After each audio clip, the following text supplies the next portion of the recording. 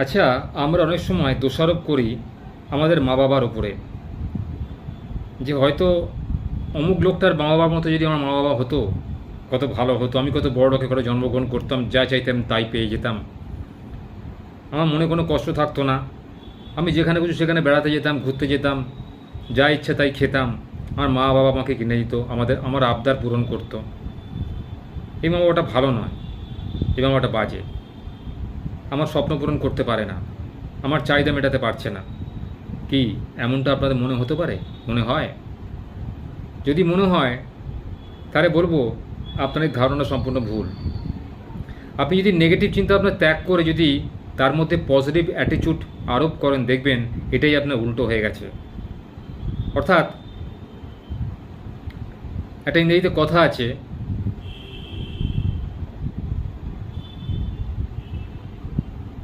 Endless effort, আর একটা হচ্ছে এফর্টলেস and. অর্থাৎ আপনি দেখছেন যে এত কিছু চেষ্টা করার পরও আপনি কোনো রাস্তা খুঁজে পাচ্ছেন না, আপনি আপনার পূর্বপুরুষকে দোষারোপ করছেন। অথচ যদি এটাকে আপনি উল্টো করে থাকেন যে এফর্টলেস এন্ড, তাহলে দেখবেন আপনার রাস্তা প্রশস্ত হয়ে গেছে। অর্থাৎ আপনার এই নেগেটিভ চিন্তাভাবনাটাকে যদি আপনি চলার পথে পাথেয় করে নেন যে আপনি এই প্রতিকূল পরিবেশ থেকে নিজেকে বাঁচাবেনই, সেই মতো নিজের যোগ্যতা দক্ষতা যদি নিজেকে আরোপ করেন, নিজের উপর আরোপ করেন, নিজেকে চেনেন জানেন বোঝেন, তাহলে দেখবেন এই কথাটা আর বলতে ইচ্ছা করবে না। মানুষ বড় হয় কিন্তু তার নিজের চেষ্টায়, তার পূর্বপুরুষের সাহায্যের জন্য নয়। পৃথিবীতে অনেক বড় ব্যক্তি রয়েছেন যারা জন্মগ্রহণ করেছেন, বিভিন্ন মনীষী যারা আমাদের দেশকে স্বাধীন করেছিলেন, বিভিন্ন বিজ্ঞানী যারা বিভিন্ন বিভিন্ন দ্রব্য আবিষ্কার করে পৃথিবীতে বিখ্যাত হয়ে গেছেন, তারা কিন্তু কখনোই বড়লোকের ঘরে ছেলে ছিলেন না।